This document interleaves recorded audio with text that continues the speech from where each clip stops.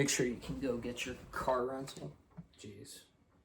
24-0 at halftime is so insane, dude. I thought that they were gonna win it until that the Jake Elliott field goal where they were able to get him jump off sides and they like kept the ball going. Maybe it was denial, just like with the money, but I felt good about it for a while. I was like, Brady's in attendance. Naples said it in the group chat, like this is gonna be his 28-3. But yeah, well, that's the thing is like every Super Bowl that Brady's been in attendance, Mahomes has lost. Apparently, that's the stat going around. I mean, it's 2, but it's also like it's kind of crazy.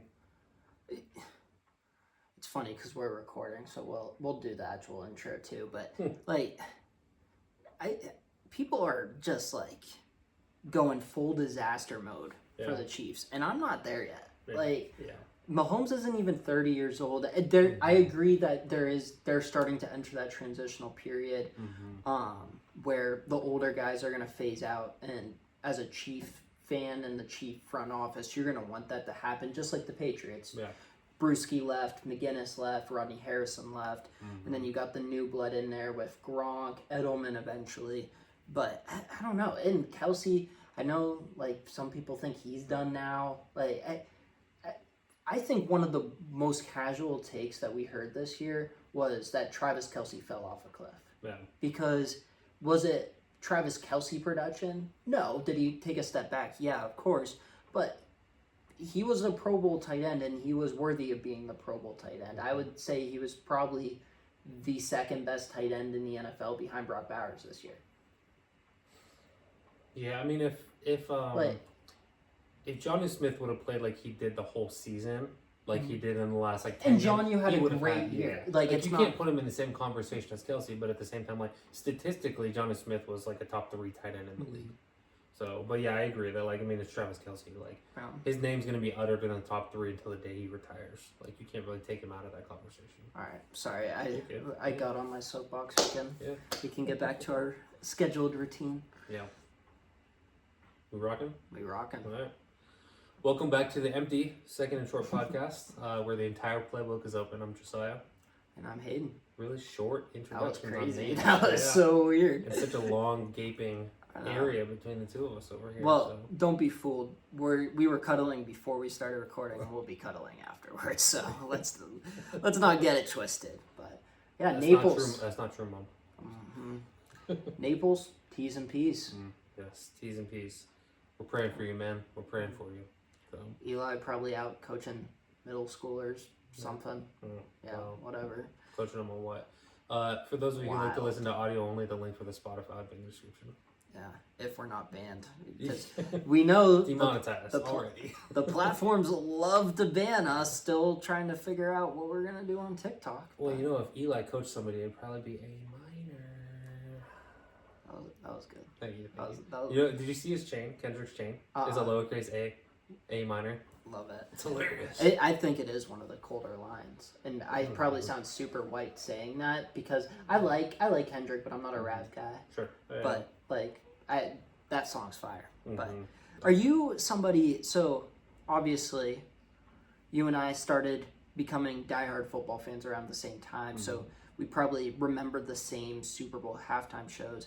I'm never one to get super high or super low on a Super Bowl halftime show. People love to just glaze them, or they love to hate it. The older crowds obviously hate it because there's been a lot of rap recently. My dad is like, why can't they get AC/DC up there? But the only two that I remember being stoked about, Bruno Mars back in the day, which was that 2013, the Seahawks Broncos. That sounds right. I think so. I can't confirm, but that sounds correct. Which, by the way, Cooper, another no-show on the podcast, he was saying that this was the boringest Super Bowl that he had ever seen. He clearly was not old enough for that game because me and Eli were reminiscent about that. And then the second Super Bowl halftime show was the one in Los Angeles, which I was actually still at Syracuse for, the one with Eminem, Dr. Dre, Snoop. That one... Death Row Records. Yeah, so that one I enjoyed too. But I don't know. What are your thoughts? Are those the two that stand out for you? Is there some? Do you get excited? Do you hate some of them? What? I don't know. I'm not one of the ones that gets crazy except, man. When you go to the gym, do you bring a gallon of water with you? No, okay. Although in high school, I probably did have like a gigantic water bottle sometimes, but yeah. I would definitely say I used to get more excited for the Super Bowl halftime show as well as the commercials in the past. I feel like recently they've just been kind of like and maybe it's just because I'm getting older, or maybe it's because the production, whatever it is, but like the one that I remember being kind of excited for and it was a really big disappointment to me was The Weeknd. I love The Weeknd's music and I was excited for it, and then like he showed up with that weird plastic surgery face thing that he did, and like it was just kind of a weird thing. As far as like I did like the Death Row Records one, and then I do like Kendrick's music, and so like for this one, like I wish he would have played more hits, which kind of again sounds like a casual thing to say, but I feel like he has so much of his old stuff that's just really really good, and a lot of what he played was his newer stuff, which is still good, but like I'm my style of rap that I like to listen to is definitely older style, like Biggie Smalls. I think that J. Cole and Kendrick in the past have had a really old school style of rapping, and that's the stuff I like. I don't necessarily like the Futures and the NBA YoungBoys and all that stuff that's out now. I prefer the old school stuff. Drake, when everything he made was with Lil Wayne, when Lil Wayne and Drake were on the records together all the time, that was good stuff. Like, should have done a rap battle with Drake and Kendrick. That's what they should have done. But I don't. And I was making fun of my dad, but like he is right. Like there are a lot of rap, and Usher, like when he did it, I think just last year. Like I was like, I feel like this is 10 years too late. Like when I was like in elementary school, that would have been huge. Now, like I didn't know he was still making music. Like I mean, he basically essayed Alicia Keys on stage when she's married. So there's that. Good times. Don't forget. But I don't know. Like, I was making fun of my dad. Like the rap, I don't know. They could do something different. Country's obviously gotten huge now. It's hard to make that like a great, super energetic halftime show. I know you're gonna make fun of me for saying this, but I do think Taylor Swift, and I don't think you can do it anymore. But like that would be a really good show with all the guests that she could bring out. She's close with so many people. You could get like Ed Sheeran, One Direction. Like there's a lot of stuff you could do there. Most of One Direction. Most. Right. T's and P's. R.I.P. T's and P's. Fly High Big Dog. That's crazy. Demonetized. Yeah, I don't know. It's. I feel like they're going to struggle to find Super Bowl halftime shows that are going to be as dynamic as it had been in the past, and part of it I think is because like I don't know, with all these like next gen stats and all the people that are diving more deep into the game nowadays, I do think people care more about the football game than necessarily the productions around it, and also like the quality of what's being put out now with, like I said, commercials. Or I remember back in the day, I think the commercials are so overblown. Yeah, well, they used to be exciting to watch because it's like, oh, they were all about humor. Now I forget who said this. I heard this take where it's like 75% of the commercials now are like serious ones, or like those motivational posters that used to be in like middle schools, like.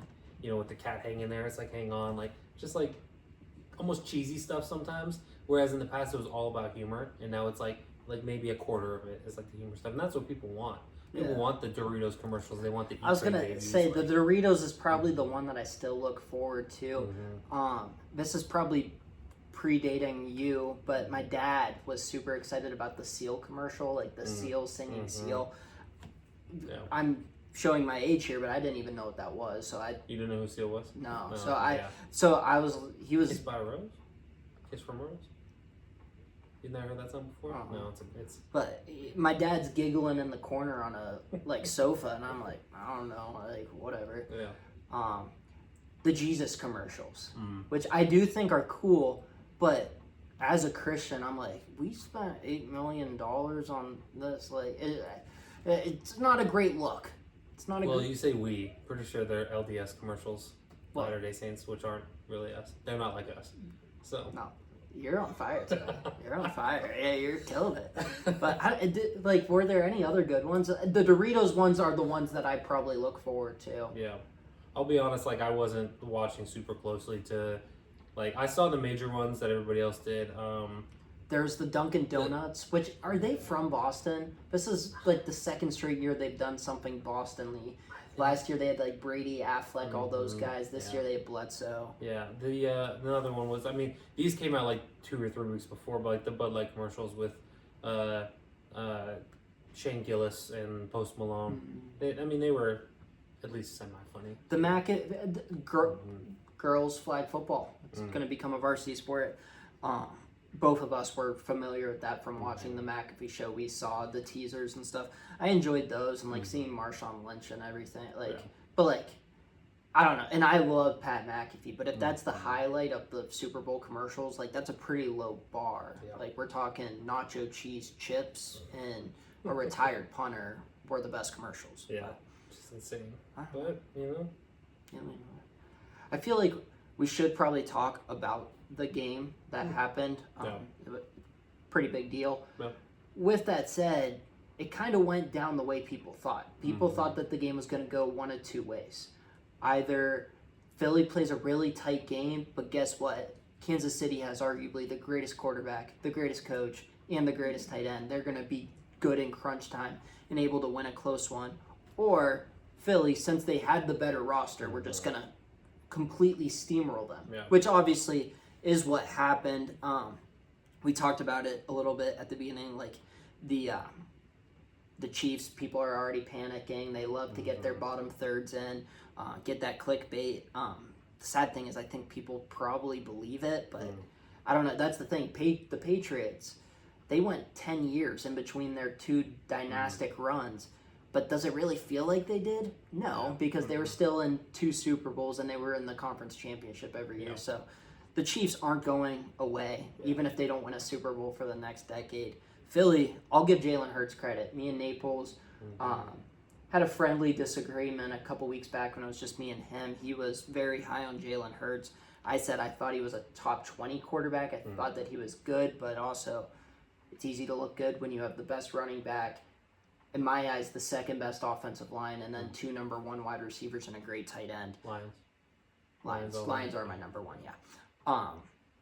But obviously, you can make an argument for Philly being the most dominant O-line as well. But I do lean Detroit because watching them on TV, just ludicrous.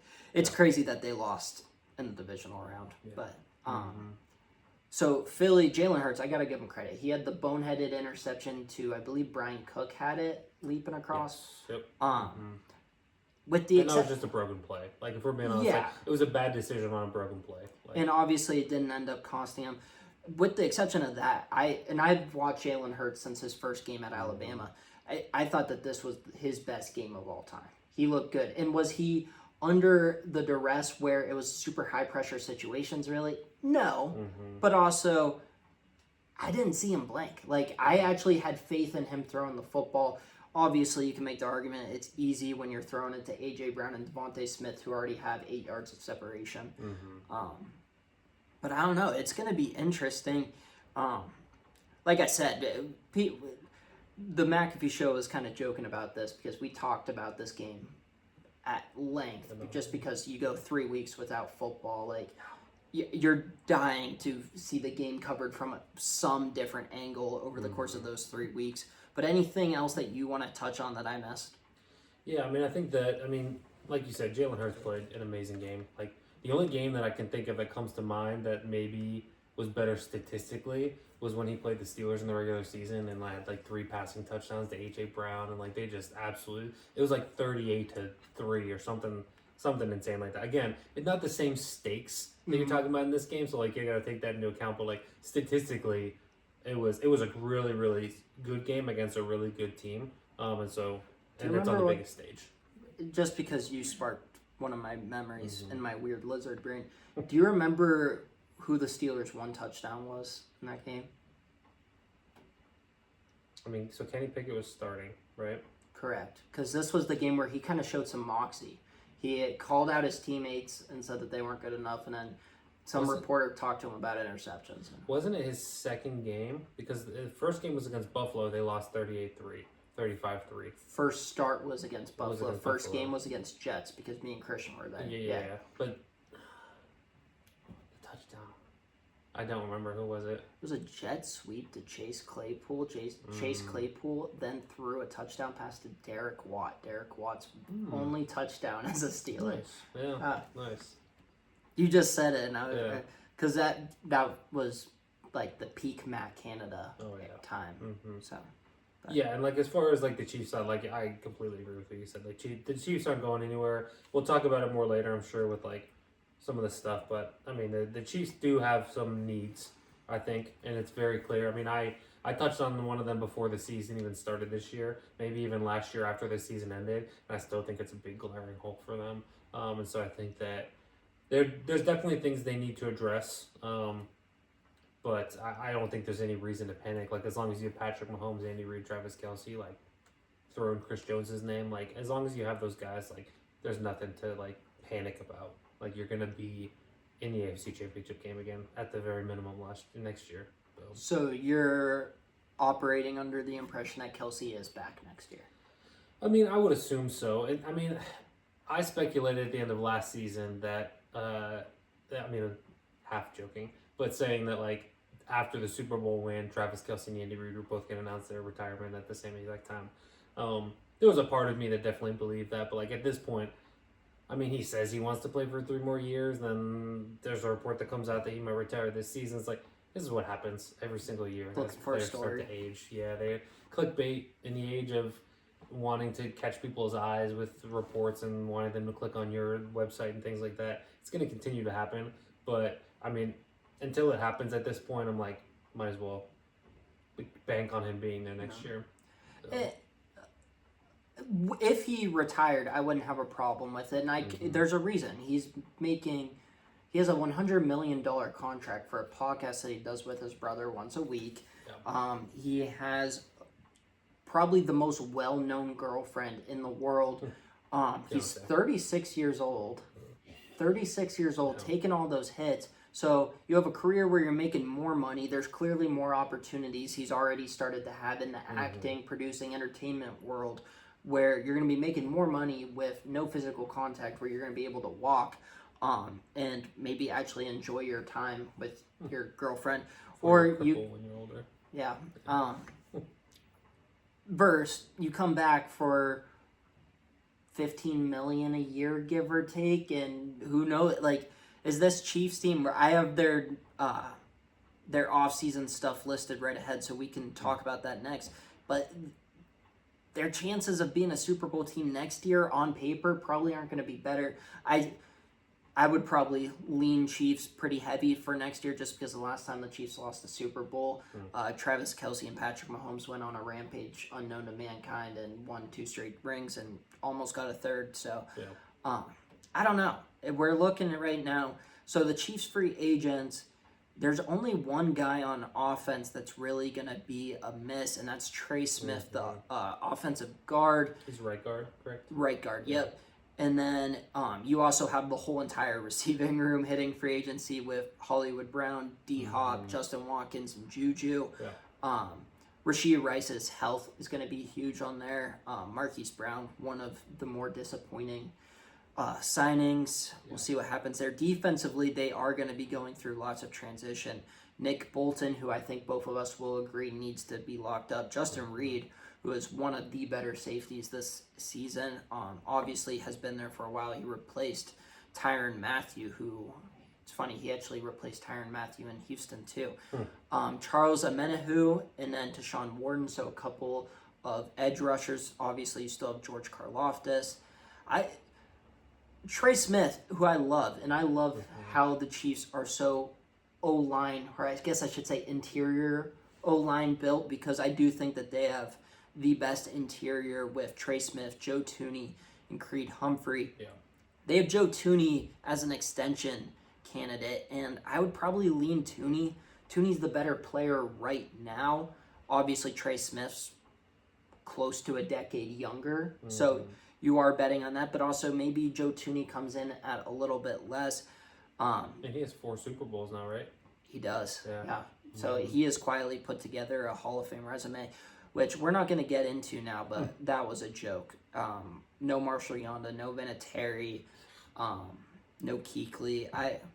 Eli will get in eventually, and that's fine. I don't like the standards because we're putting everybody in. We're putting in like 8 people a year, and then just one random year, we're only going to put in 4, and they're probably not even the 4. Yeah. I don't have a problem with any of those 4 being in, but the fact that those were the first 4 what really fires me up, some of the coaches that aren't in, because for some reason we don't put in coaches while they're living. We put in coaches to the Hall of Fame when they're dead, and their kids or grandkids hopefully can enjoy it. But so that's another Hall of Fame and draft, my 2 favorite subjects. We'll get to that later.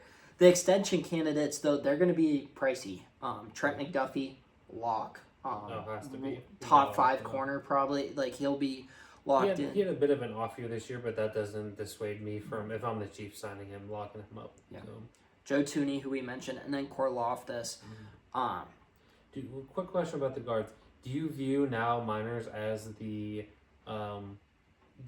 new market for where guards are, or do you think that he's going to be above where everybody else is? Say it again. Sorry. Quinn Miners. Oh. I think it's pronounced Miners, right?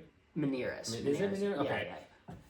That's what I originally thought, but then I heard somebody say Miners, so I was like... No, yeah, you're good. Well, you and I actually disagreed originally when he got re-signed. You thought it was hefty, and I thought that it was, like, market. I think that is the mark. I think he, coming off of his best season, I think this year was both his first Pro Bowl season and his first All-Pro season. He was second-team All-Pro. Funny enough, I actually wanted the Steelers to draft him as a center. Yeah. Instead, do you remember who they drafted as their center? It was Kendrick Green. Kendrick Green, yeah. Kendrick Green in a draft class that had Quinn Maneras, Pro Bowl All-Pro, Tyler Linderbaum, Pro Bowl All-Pro, and then Creed Humphrey, the one member of this interior offensive line that we didn't talk. So we got the 4th best interior offensive lineman in that draft class at best. Yeah, something tells me if we actually look at it, he'd be double digits. But was that 2019? Yeah, 2021, I think. Because 2020 was COVID year, right? And Pouncey played the one COVID year, didn't he? Or did he not? Yeah, it was 2021.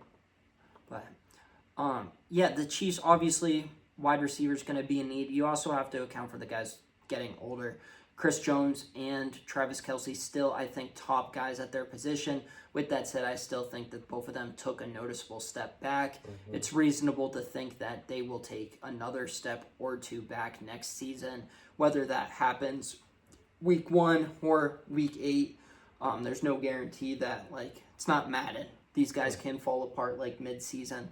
So who knows? Maybe Travis Kelce and Chris Jones are the same old Travis Kelce, Chris Jones for the first half of the year, and then they start to break down. The exterior of the offensive line is a huge need. Obviously, Orlando Brown was there holding down the fort for a little bit. They chose to let him walk, which made sense. I mean, he got just a crazy lucrative contract, but as much as I love paying the guards in the center, something has to give. You gotta pay at least one of your tackles. I know they've tried with Jawan Taylor. They brought in Donovan Smith. They had somebody else. DJ Humphries, I think, was there at points this year. They need to find something other than a Band-Aid.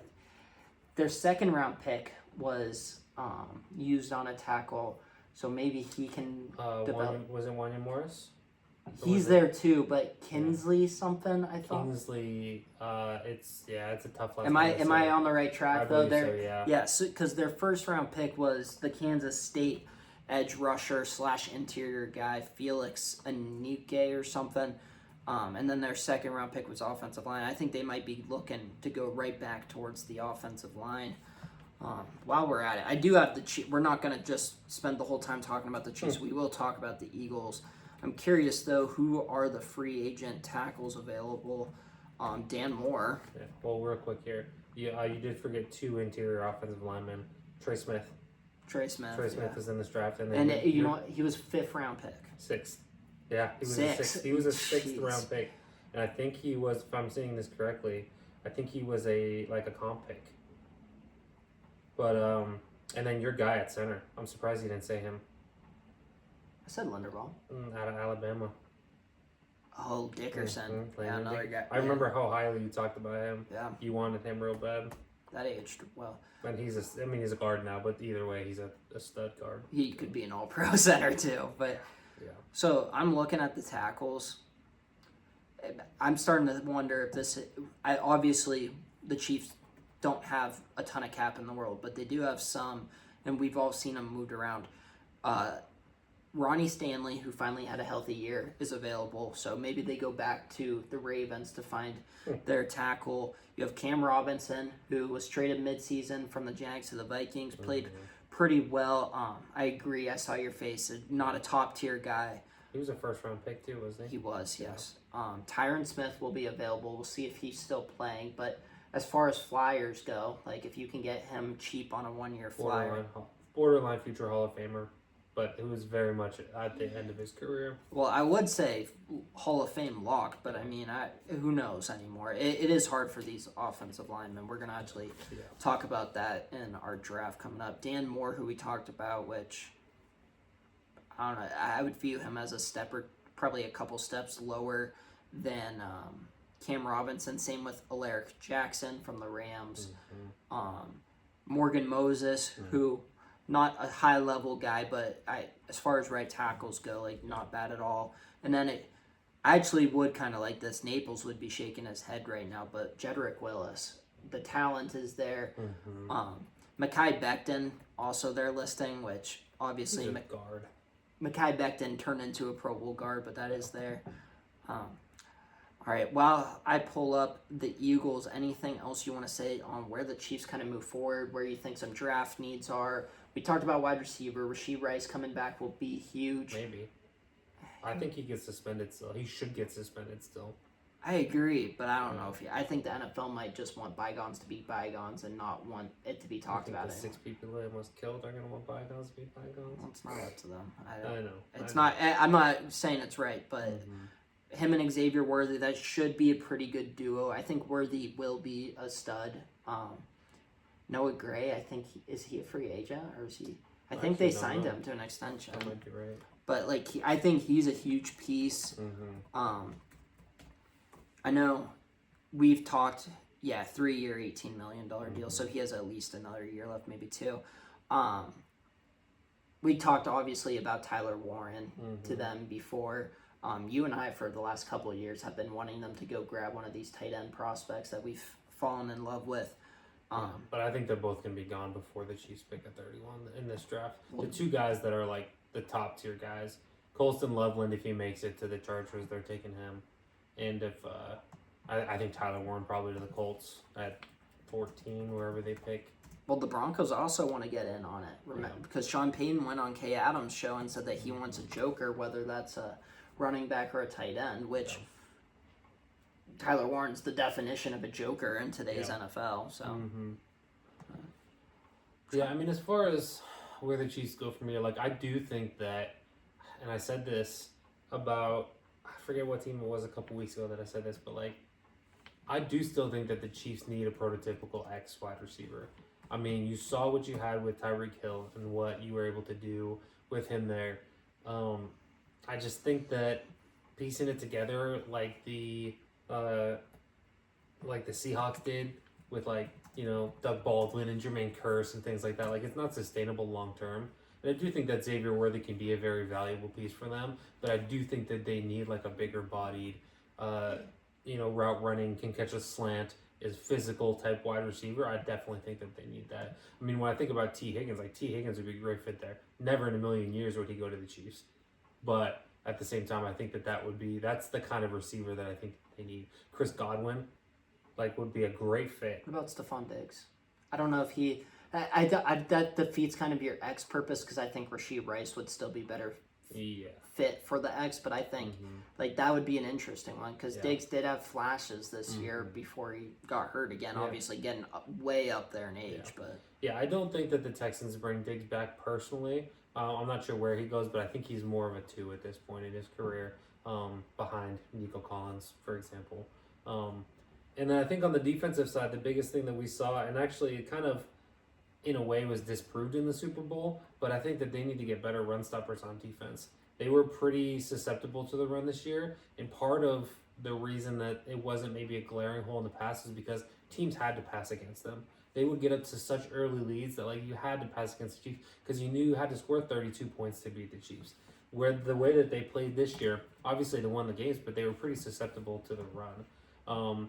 And I think that Willie Gay was a really big loss for them last year. I think they need to lock up Nick Bolton, and they need to figure out what else that looks like, whether it's a DN that's able to do it, whether it's a defensive interior kind of guy that's able to do it. But part of the reason that Jalen Hurts was able to basically do whatever he wanted is because they sold out to stop the run.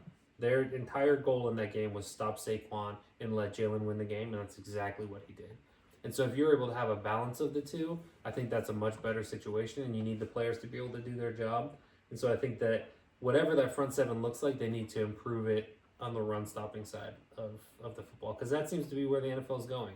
Is more towards, like, we talk about that cyclical, the cycle of the NFL where it goes from passing to running to passing to running, and you make your adjustments, as they need to be made. And I think that's something that the Chiefs need to do is make an adjustment to be able to stop the run. This defense is going to lose a lot of luster depending on what they do. Obviously, Chris Jones getting another year older. I think that they could use another edge rusher. I know they have Mike Dana, and then they do have that first rounder, depending on what they do with Charles. But I think George Karlaftis has really come along, and if you can get another edge rusher, first time he's ever been a free agent. I would really like that, actually. I think that's a really good fit. Yeah. The linebacking core, obviously, they run their 4-3 with Spags. I like their linebacking core. I think that they have some really good complement guys in Leo Chenal and Drew Tranquil. But without Nick Bolton, you don't have a true Mike linebacker. Yeah. Secondary, like McDuffie's still there, but hey, I don't know. Like I said in the opening, I'm not panicking about the Chiefs. I think that's silly. Maybe you bring Travis Ward back, like, because he apparently wants out because of the all situation this mental that happened health there. issues, Which, I mean, respect for Yeah. that and being able to identify it, but at the same time, it's like not going back to same for him. So like he's gonna go somewhere. Yeah, and also, and no, I'm not saying they would do it to screw him, but also the Niners aren't just going to be like, yeah, we'll give you away for free. Like, go. Isn't his contract up? I thought he. You might be right. I don't know. You go ahead and check that. I'm going to pull up the Eagles. We talked about the Chiefs ad nauseum.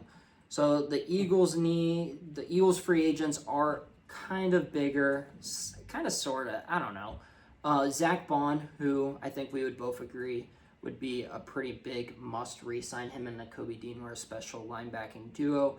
Josh Sweat, who did have a good year. If you ask some, he should have been Super Bowl MVP.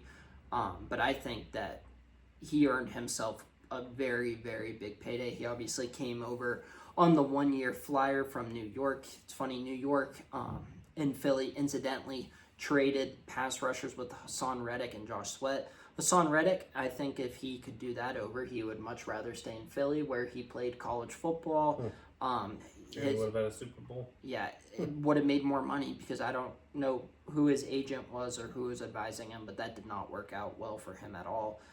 Maybe Reddick goes back to Philly. I don't know. Like, Philly's going to find value somewhere. People are going to want to play on that defensive line with Jalen Carter, with Jordan Davis.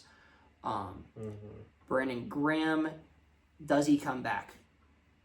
Probably not, but he was actually playing pretty well before he got hurt. I forget, was it a triceps injury? Something like that. He's running that shit back. Go ahead. You had something. Oh, I was going to say, looking at Travis Ward's contract on Spotrac, it's kind of interesting because it says that he is an unrestricted free agent coming in 2025, but it also says that he was signed through 2027, but they were voided for whatever reason. So 2025, 2026, and 2027 all have a big orange void next to it. So maybe he signed a longer deal, but they voided the end of it. Or it was just like one of those phony years to get the APY up, but he was never. Yeah, that could definitely be. But he is an unrestricted free agent. So is DJ Reed. DJ Reed's another one who's supposed to be getting some money.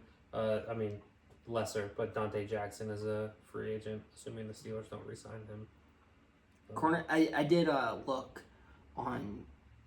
It's funny going back to our conversation about my favorite draft analyst, Daniel Jeremiah.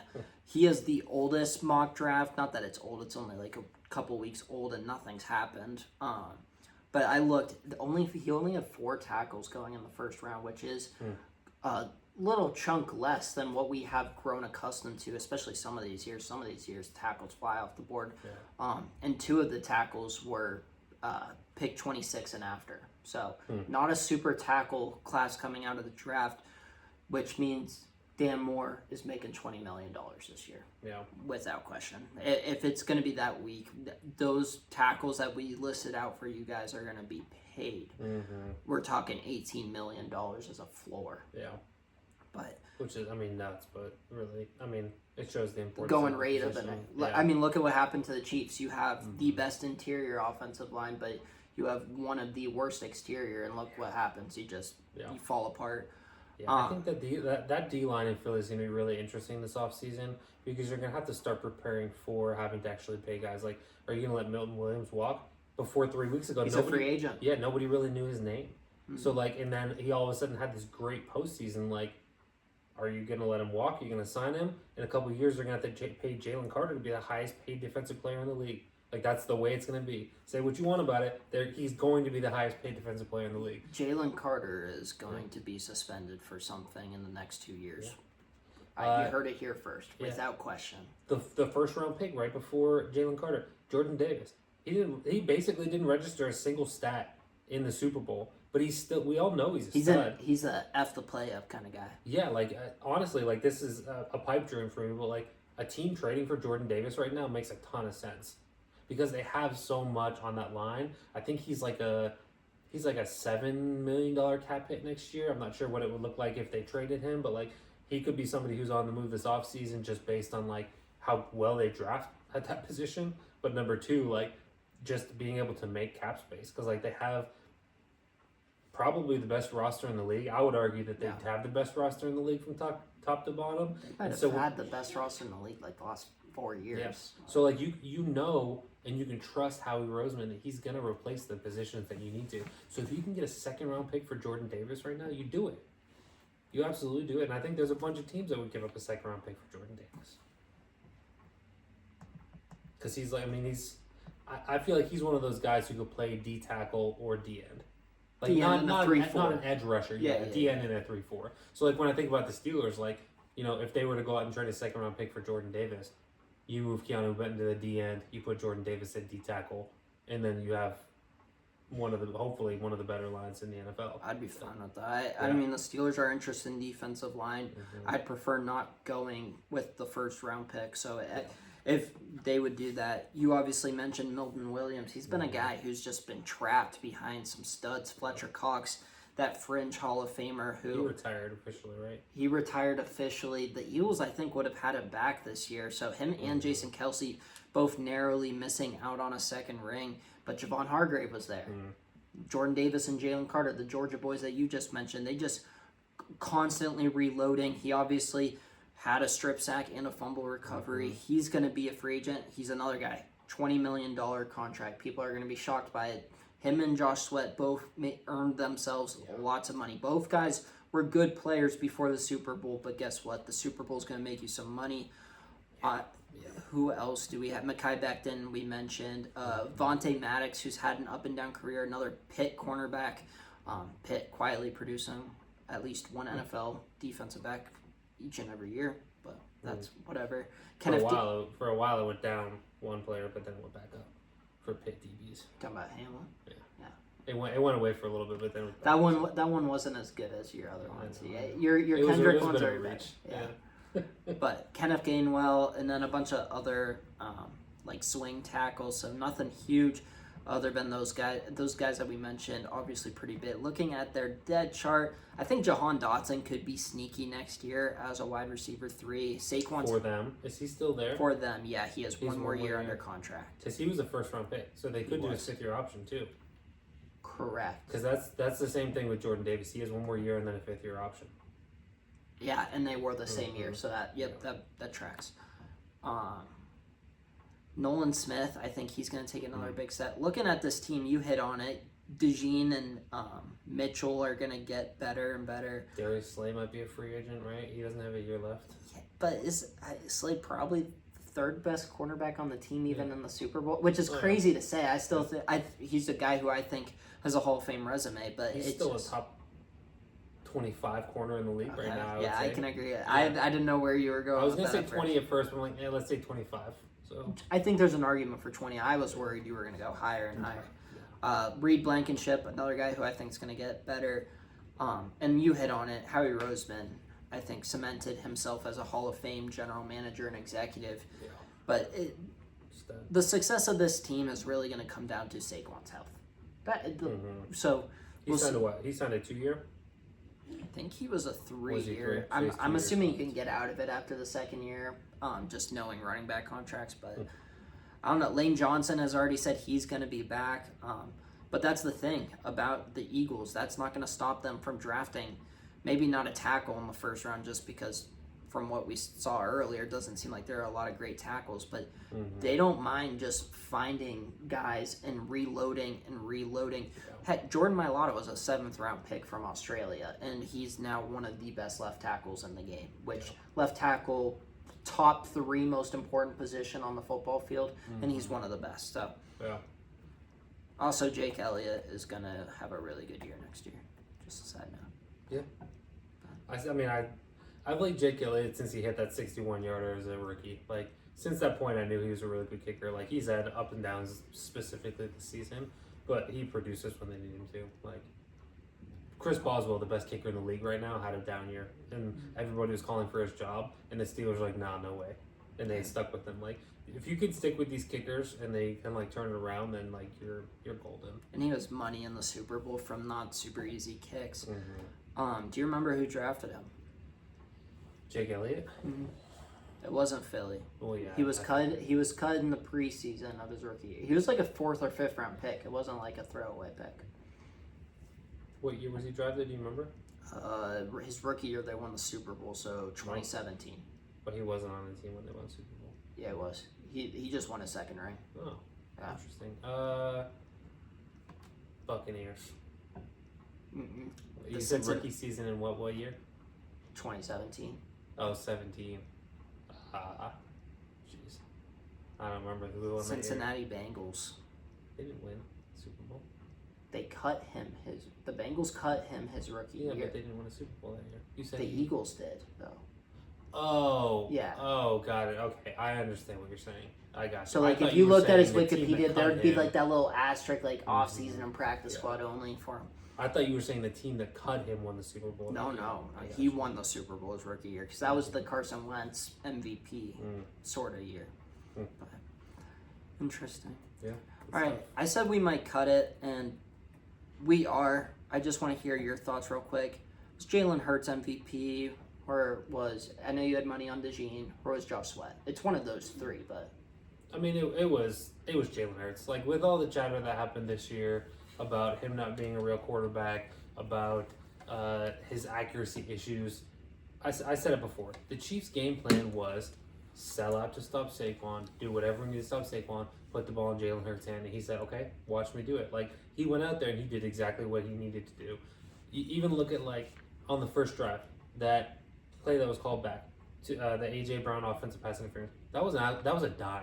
Like, that was a perfectly thrown ball right into his chest plate. Like, Jalen Hurts played, like you said, one of the best games of his career. And he did it at the exact right time. And say what you want about him. I know a lot of people don't like him because he's successful and handsome and rich. And we love to hate people that are better at life than us. Exactly. Like, kind of like you hate Taylor Swift. But that has nothing to do with that. But anyway, I'll be honest. Like, Jalen Hurts can be a little smug sometimes. But people love Tom Brady for his smugness. I do take my straitjacket off. Yeah. Did you By the way, don't ever compare Jalen Hurts to Tom Brady again. You will not be allowed back in the house. His smugness. That's what I was going with. Doesn't matter. don't those two don't belong in the same sentence. All right. You're right. Jalen Hurts is much better than him. All right. So. But yes. Anyway, Jalen Hurts deserved it because of all the flack that they took this year. Nick Sirianni deserved to win the Super Bowl because of all the flack he took this year. I mean, he's not a dick. Dumb. Dipshit. But Tyriani is a funny bit though. Oh, so we good. told him so that might be one of my favorite skits. Yeah, he's like, What do you say? Dan loves to tongue my beanbag. That's what he said. Well, did you hear his post game? Or his the one recent? It was this week, wasn't it? It was on Monday. Yesterday. Yeah, because they're off the rest of the week, I think. But yeah, that was. Suck my Lombardi or something. Yeah, he said. Yeah. Oh, go on. Yeah, that is one of my favorite skits, but hilarious how many views they get, and people once again, like you said, people love to hate success, and they're just mad that they're not as successful as a bunch of goobers in Indianapolis who just. Did you see the stat they put up on McAfee that the only coaches with like after 3 or 4 seasons, whatever it is, with like over a 700 record are John Madden, Vince Lombardi, and Nick Sirianni.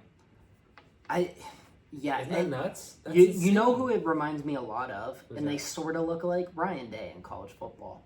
The whole born on third base narrative. Obviously, they both won their championship this year, but very good roster. You can argue that they've underachieved at times, like good staff around them, but I don't know. I don't hate Ryan Day, and I've grown to really enjoy Nick Sirianni. I think he's funny. So, and I agree with you, Jalen Hurts. I don't think that it was like some super ultra special MVP performance, but he rose to the occasion. He did what I thought and many others thought he couldn't do, and for that reason, I'm fine. Yeah. Josh Sweat, if he would have had another sack, maybe. Cooper DeJean had a good game as well, but. It was kind of him by process of elimination. My argument for DeJean was that how many times have there been a pick six in the Super Bowl? 7, maybe? Like, it's probably not higher than that. I don't have the exact number, but like to do something that's only happened 7 or 8 times ever, like that's something. Like defensive touchdowns are huge in the Super Bowl. I think I saw a stat somewhere that like when a team scores a defensive touchdown in the Super Bowl, they're like almost 100% win. Like I don't remember the exact number. The special teams defensive touchdown really are a boost, and you've seen that be reflected in MVP voting. The Seahawks. Wow, we're talking a lot about the Seahawks Broncos Super Bowl with Malcolm Smith. The cornerback, I forget his name, and you do too, I'm assuming, because it was both before our time. But the Steelers Cowboys Super Bowl, Neil O'Donnell threw 2 interceptions to the cornerback opposite of Dion.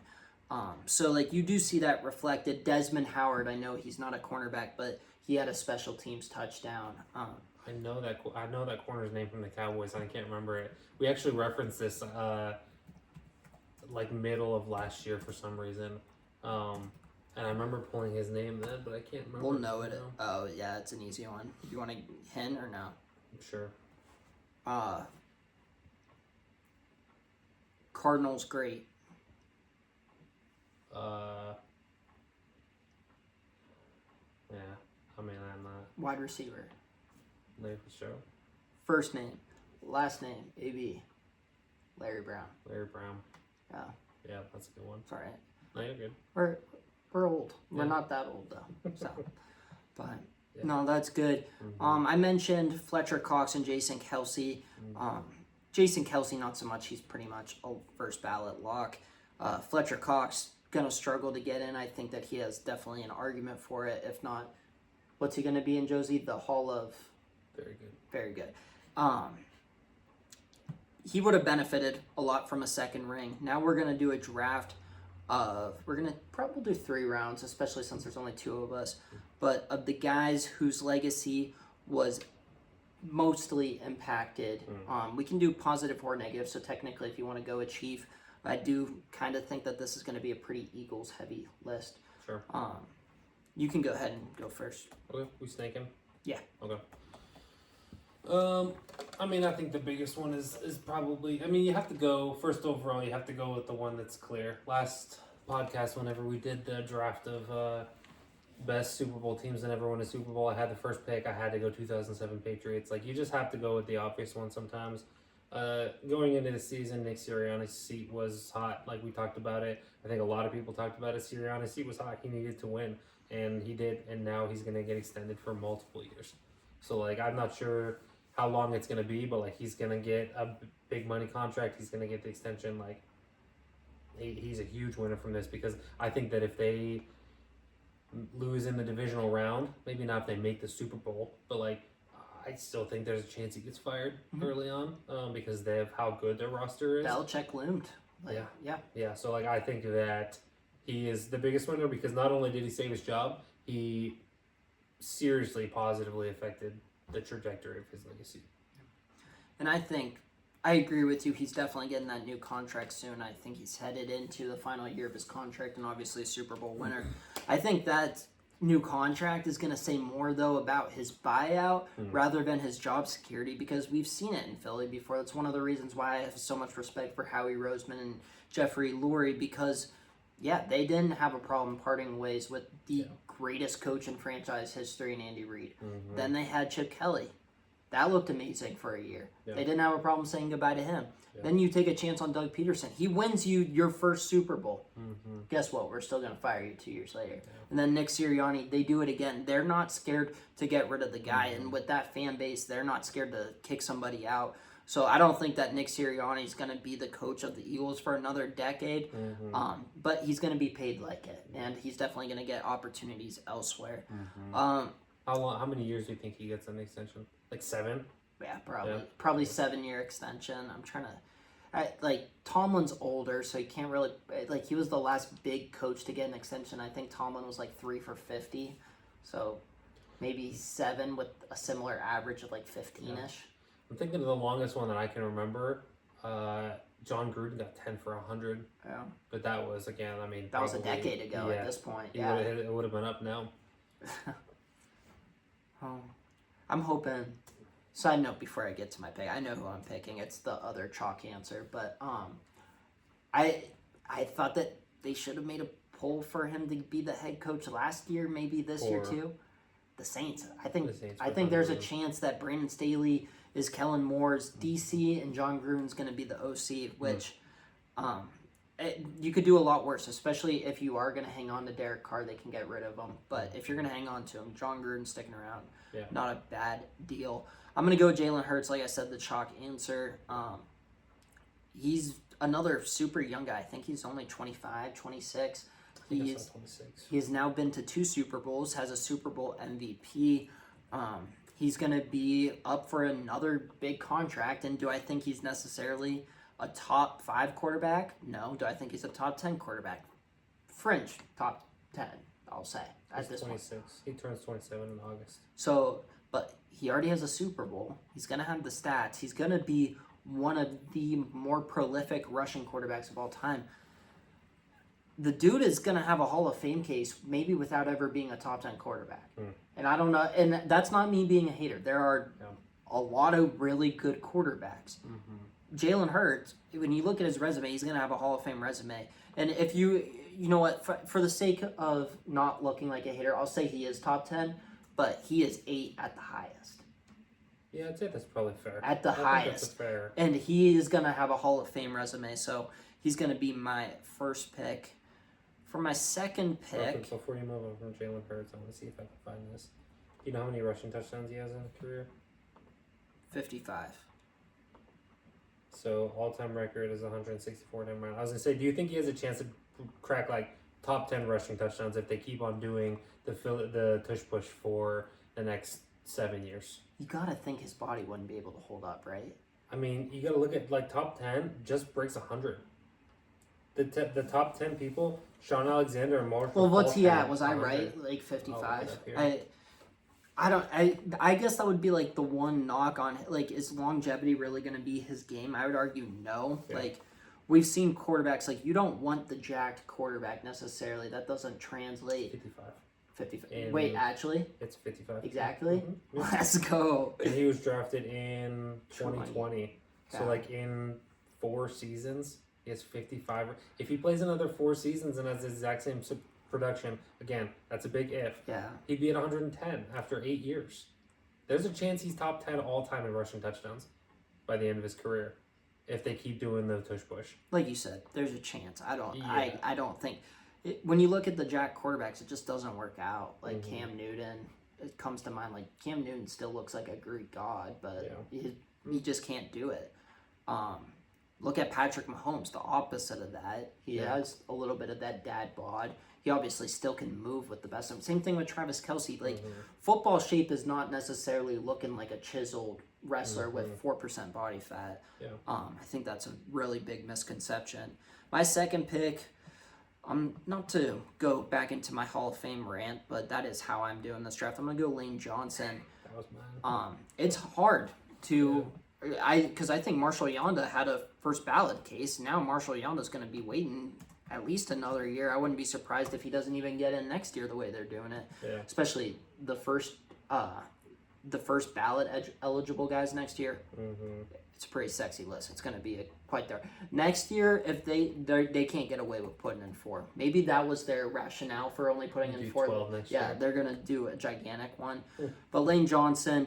6-time Pro Bowler. He did have the Pro Bowl and a second-team All-Pro this year. 3 second-team All-Pros, 2 first-team, and 2 Super Bowl champs. Only 158 games started, which is actually kind of low for a Hall of Fame level offensive lineman, which is why those Super Bowls are going to be so huge. It helps that he already said that he's going to be coming back, and the Eagles are going to be almost definitely a playoff team. As I say that, they probably won't be. I know we talked about Saquon's health being a huge factor, but they're going to be a contender, at least on paper, next year. Lane Johnson's my pick because I love it. When you look at the Hall of Fame linemen that they've had in the last decade, Jason Peters, no question. Jason Kelce, no question. And then they've had a couple of these fringe guys. You have the Lane Johnson. You have the Brandon Brooks, who didn't play long enough, but his peak was Hall of Fame level. It was comparable to other guys. Evan Mathis, another throwback. They're just so many good. Todd Harriman's, if you want to go really old. So Lane Johnson, sticking with the big ugly. Yeah, that's a good one. That would have been my pick here, Lane Johnson. I think that, like you said, 2 Super Bowls solidifies you, I think, in the Hall of Fame. I mean, say what you want about the line to get in. Not Eli Manning. Yeah, but it's just, I mean, it's he is a Hall of Famer. It's a joke to have an argument that he's not. That's just the position that he's in. So again, that would have been my pick. So I'm gonna go with my next one on this list, and that is, I'll go with Cooper DeJean here.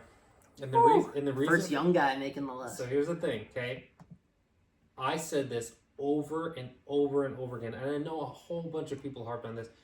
He is not a safety.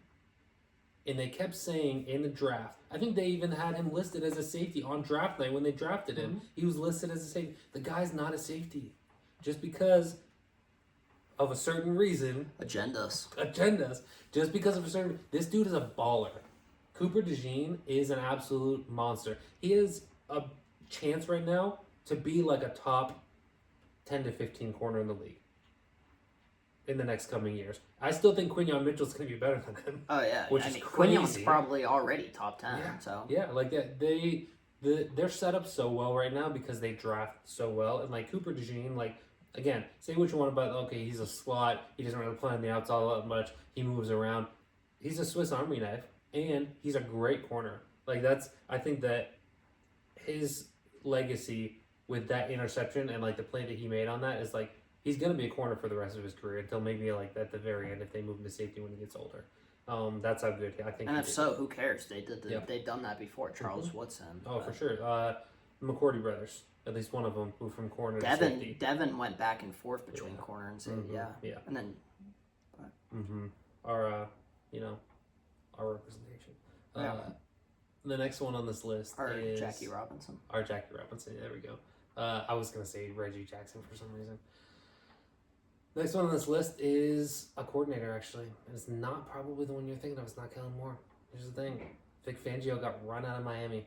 They wanted his head on a Jalen Ramsey was going at it. Him and Xavier Howard. Do you remember that?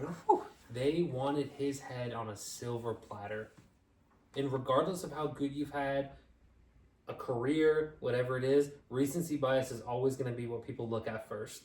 And if Vic Fangio would have just retired after the Miami thing or, gone to a situation that wasn't great, whatever, I mean, he just coached one of the best defenses I've seen in the last decade.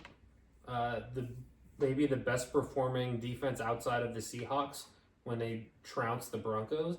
That was a masterclass against one of the teams that's touted as one of being, a guy who was talking about as the GOAT at quarterback position, who's only 28, right? Is he 28, 29, something like that? 29. 29. I mean, he just made the Chiefs look like they were a varsity football team. And again, it's not fully him. Like, the players produce, but like the players only go as far as the system that they're in, right? It's like they have to do their job and they need to do what they're coached up to do. And I think that Vic Fangio made a serious statement this year after Miami was like, oh, you know, he was the scapegoat in Miami.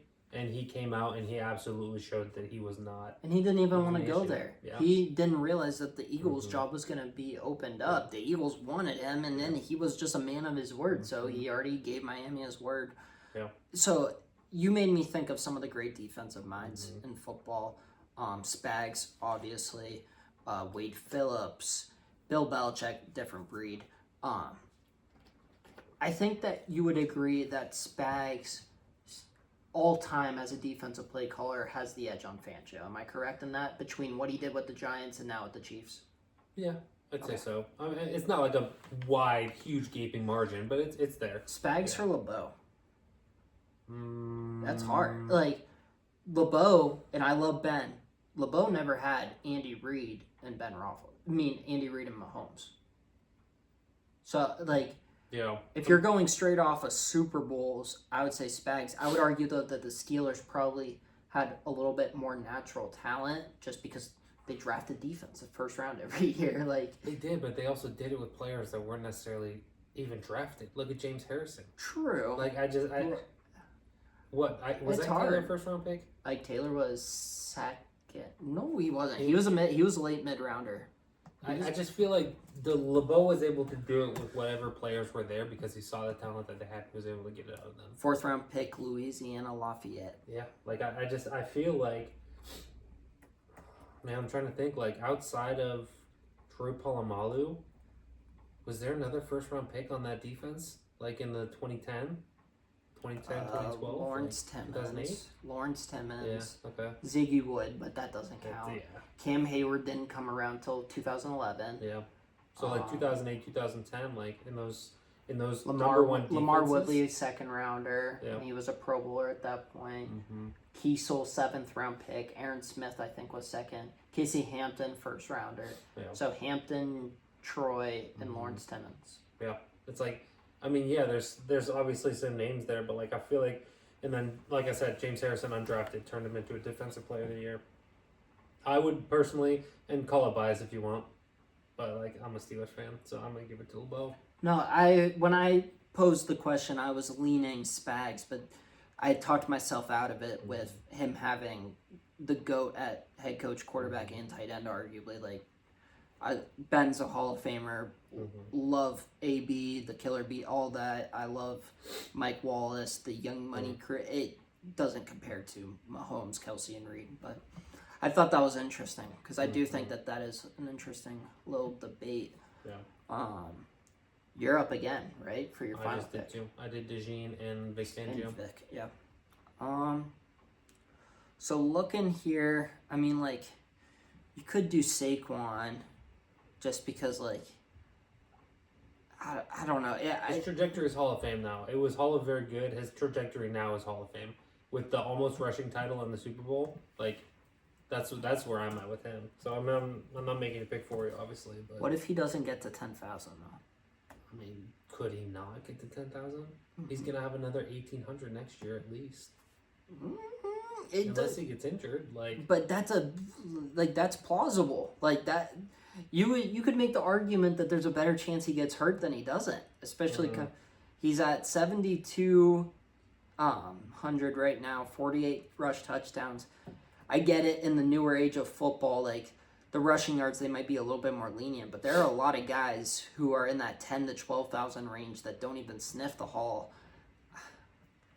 I don't know. I mean, kind of like McCaffrey. Like, it seems like just a foregone conclusion. Like, oh, McCaffrey's been one of the best players in football. Clearly, he's going to be in the Hall of Fame. And then you look at the numbers.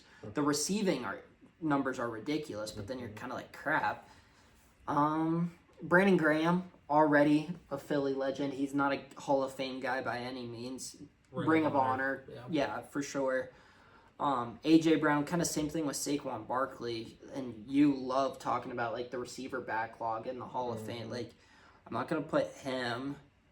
Goddard's kind of stuck in this like Heath Miller loop where is he a very good tight end? Yes, but he's just never the focal point. So I said it as part of my parlay, like under 4.5 receptions for him. He only went over 4 receptions 4 times this season, including the Super Bowl. Out of 20 opportunities, 20 games, only 4 of them he had more than 4 receptions. All right, my final pick's boring. I actually thought about doing Jake Elliott, but I'm gonna do Darius Slay. Darius Slay, I said it earlier. I kind of just slid it in there that I thought that he has a Hall of Fame resume. He's an interesting one. He just missed out on the first Philly Super Bowl. He got there a couple years later, but he's a 6-time Pro Bowler. He has 600 tackles, 155 pass deflections, and 28 interceptions. So is that Hall of Fame lock? No, especially when you only have one All-Pro nod. But I think a Super Bowl really bumps it up where now there can be a conversation. He's a guy who technically could retire. I don't think he will. I don't think that necessarily Philly's the spot. I'm going to try and pull up his contract right now. I've kind of just been getting a feeling. What if he goes back to Detroit? That was literally what I was just thinking in my head. The things that he was beefing with was mostly Matt Patricia. And even that seems to be bygones because Matt Patricia was on staff and they seemingly did fine together last year. But he has one more year under contract. His base is only at $1 million. He has a 13.7 cap hit, though. If they cut him. Just cap hit against the cap, but he has almost 23 million in dead cap. Obviously, I'm not a contract expert, so I don't know the ways to finagle this, but when you look at Detroit, their weakness this year, other than just once everybody got hurt, was the secondary. You have Terry and Arnold there. You could have him learn. Who kind of looked like a bust this year. I'm not ready to say he's a bust, but like I didn't like him coming. I didn't like either one of the Bama guys coming out. What do I care about when it comes to DBs? We're under 4.3. No, under 4. Under 4.4. Arnold ran like a 4.55. Really? That's just, and he's a bigger guy, but like that's what I mean. It just you don't see it, and yeah, you can make fun of me, but it's kind of worked out for me. Like, look at Christian Gonzalez. Like, do you think Will Johnson runs over 4.4?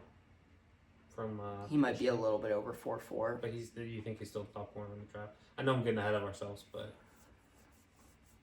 well, in my head, yes, just because Travis Hunter's a wide receiver. I'm dying on the if Travis Hunter, I don't think Travis Hunter is going to be able to convince a team that he should be a two-way player.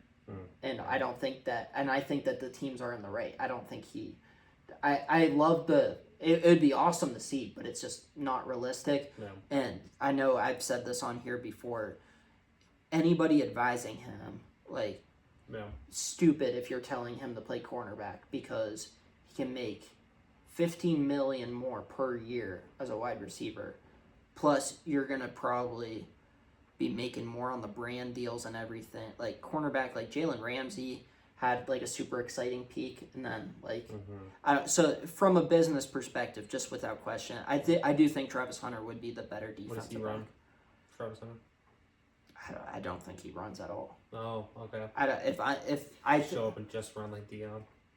No, I don't. Yeah, I don't think. I think Shedeur might have to do a little bit more just because there are more questions. But I think Travis is going to be very limited, similar to what we've seen with Marvin Harrison. And I think that is kind of the advantage of having Deion Sanders be your representative, where like you don't need to see me run. I've been the best athlete of all time since I was a freshman in high school. Yeah, I'm going to go Darius Slay. I looking at the contract, I don't see how it would happen, but I do love the idea of him headed back to Detroit. Yeah. But, real quick before we wrap it up, because I think that's all we had, but saw something, obviously McAfee is off the rest of the week, and I was just kind of like skimming through. I started a new job this week, so I didn't have time to watch the full episode. Schefter seemed pretty convinced that Vegas was going to make a pretty big run at Sam Darnold. And I was just curious about your thoughts. I don't love it. Yeah. Like, I don't hate, like, is Sam Darnold an upgrade over pretty much everything they've had since Derek Carr was with John Gruden? Yeah. And, like, I don't know. I guess I would rather take a flyer on Sam Darnold than Justin Fields because Sam Darnold does have the way higher ceiling. We saw that this year. Justin Fields ain't touching what Sam Darnold did this year. So. I don't know. I think it's interesting because, like, obviously the quarterback is the most important position in all of football. And you have a guy who, to be fair, has had 5 pretty bad seasons, some really bad seasons, and 1 pretty good season. I wouldn't even necessarily say, like, elite based on how it ended. If he would have ended well, I could say it was a really, really good season. Right now, I'd say it was a very good season. Went off on a tangent there for a second, sorry. But I think that you have too many holes for that to be a successful Sam Darnold offense. The reason for that is you have 1 receiver right now. Because, like, who knows what's going to happen with Jacoby Myers. I think he's isn't he a free agent? Jacoby Myers? You have Brock Bowers, and you have Michael Mayer, which I know we're both really high on Michael Mayer, but the Raiders aren't. The rest for some of the reason. Yeah. The Raiders aren't. They forgot he's on the roster, apparently. The O-line, outside of 1 guy, is not very good. I guess you could say Powers Johnson had a pretty decent season. Solid. But Colton Miller is, I mean, we talked about this before. I like Colton Miller a lot. The running back room sucks. I mean, it might be the worst in the league with Alexander Madison and Zamir White. It might be the worst in the league. Like, how is anybody going to succeed there? I don't know that if Tom Brady came back and played that he would succeed there. Like, he would find a way. It's just, it's a terrible situation. No, here's what you do. You do 2 tight end sets. You have Rob Gronkowski as the traditional tight end. You have Brock Bowers in the slot, the Y position. No, you split Brock Bowers out wide and you put Michael Mayer on the slot. Do a 3 tight end set. Yes. Just audible out like Baltimore. And their defense is, the D-line is good. I'll say that. That's about the extent of where it's going to be a new defensive coaching staff, too. It is. And, like, I've said this before, I'll say it again. They haven't had a lockdown corner since Nnamdi Asomugha. Yeah, and, like, they have Max Crosby, they have, who's the D tackle? They just put Christian Wilkins. And outside of that... Did he do anything this year? Divine Diablo is your next best player on defense. Tyree Wilson has been a bust. Yeah. Like... Did Wilkins do anything? I feel like I don't even know what Wilkins... And I like Wilkins going back to his Wisconsin days. I'm looking... They had 2 100 tackles. Adam Butler had 5. Caleb Von Chason quietly had a 5-sack season. Tyree Wilson now at 4th place at 4.5. Wilkins coming in with a whopping 2 sacks, tied with Bobby Spillane. The difference is Bobby Spillane had 140 more tackles and 2 more interceptions than him. But yeah, so Christian Wilkins had a bad year, but I still think he's a really good player. Max Crosby obviously is Max Crosby, but like, what's the attraction about Vegas other than the very small part owner of Tom Brady? Like, I don't know that there's any attraction there. No, I agree, but if you're Darnold, like, I think options are going to be limited. Like, he's without question the number 1 quarterback. You and I both don't want him, no?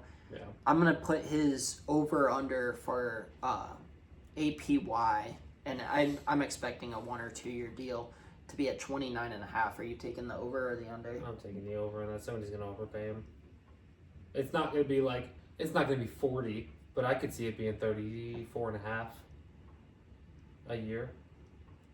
I think market-wise, that's what he deserves. I mean, without pulling up the APY, like, he's up there. It's crazy is that far-fetched that Aaron... I don't think this happens, like, at all. But let's say he does go to the Raiders, Aaron Rodgers. Does Davante Adams just come back to the Raiders? He has family out there. Like, I know. Like, what a joke. Like, just a mess of a situation. Unless you can get a contract with a team with an elite quarterback like Buffalo, like Kansas City. Like, Davante needs to... If he's serious about, like, wanting to win a Super Bowl, which it seems like that's what he wants to do right now, which is why he's dragging out his career. I don't mean that in a bad way. He's still a very good receiver. You need to go to a team with an elite quarterback.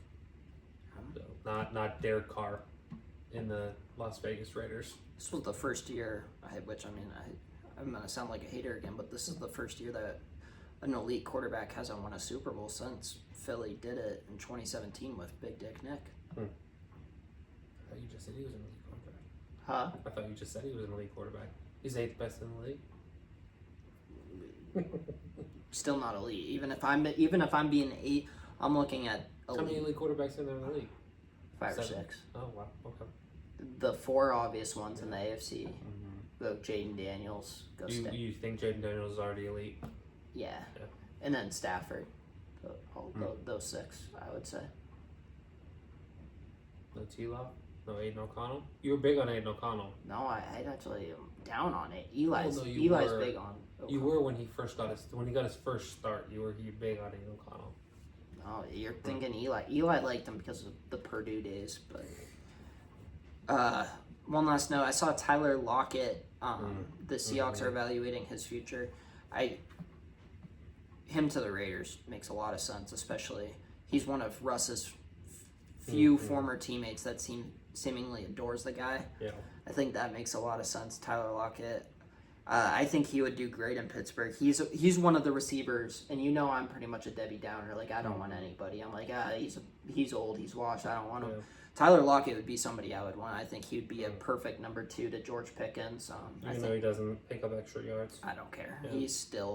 He would still be our most productive wide receiver since second year Juju. So, but I think George Pickens and DK are pretty comparable players.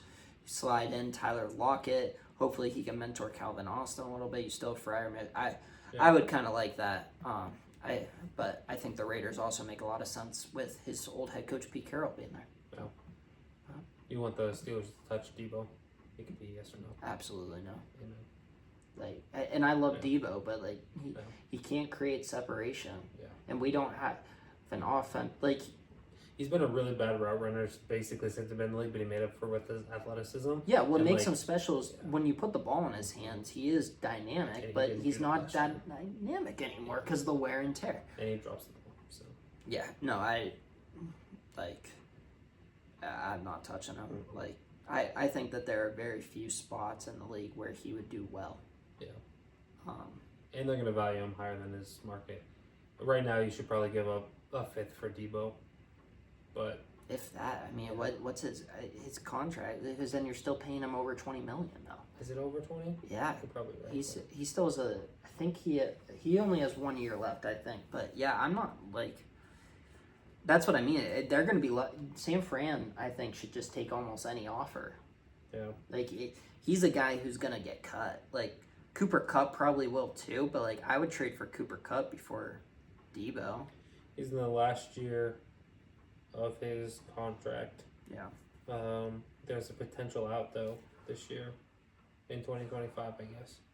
Yeah, so I wouldn't be surprised. His base salary is only 1.17. The way the Niners structure their contracts there's typically outs in April. So post that first wave of free agency, so they could really screw him over if they kind of just.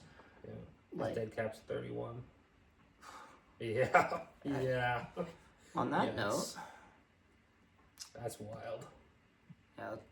Yeah, He's zero not excitement. He's not going anywhere. He's going to be cut. Mm-hmm. All right.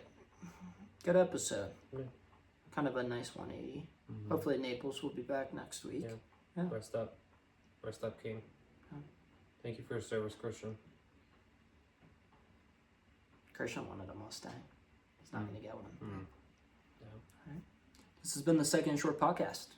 We'll see you next time.